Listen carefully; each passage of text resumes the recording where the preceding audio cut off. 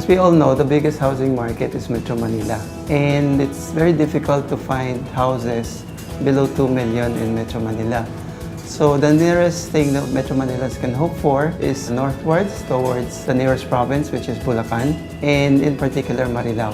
Marilao is only about 11 kilometers from Balintawak. From the Marilao exit, our site or our project location, which is Abangan Sur, Marilao Bulacan, is about 3 kilometers from the exit. It's along MacArthur Highway, so it's very accessible.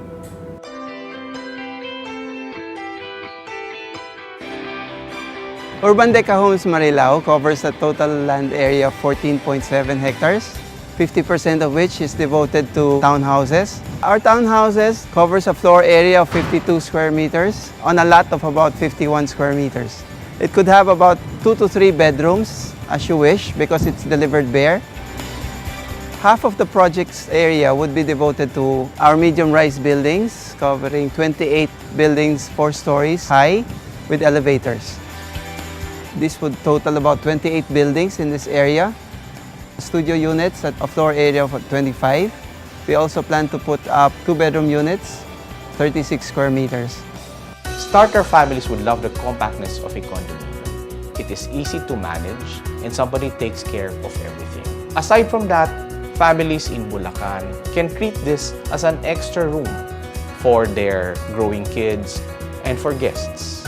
It is also for people who just want the peace of mind and convenience.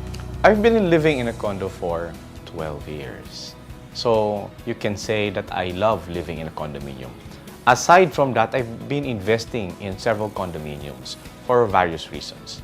But why live in a condominium? For one, it's really all about convenience. Public transportation access is very good.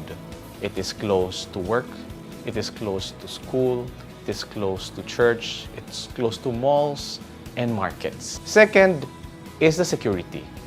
There's usually a gated community for a condominium complex. And so everybody who enters the condominium complex is screened. Your guests are screened, so you don't have to worry that just anybody enters the condominium. There are roving guards, 24 hours a day, 7 days a week. There are CCTVs placed in strategic places.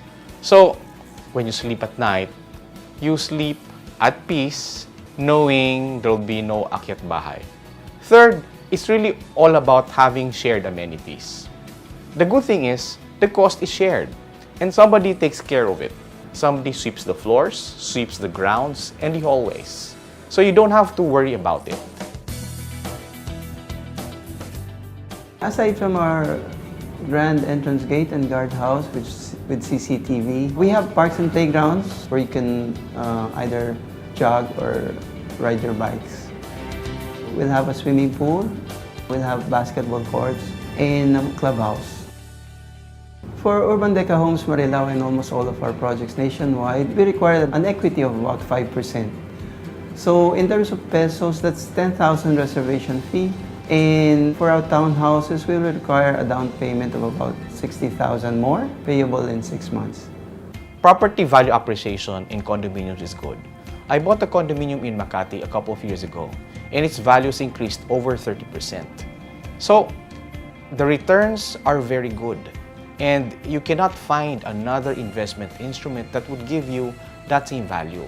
Aside from capital value appreciation, you can also lease out condominiums. My condominium in Makati is now giving me around 10% return every single year.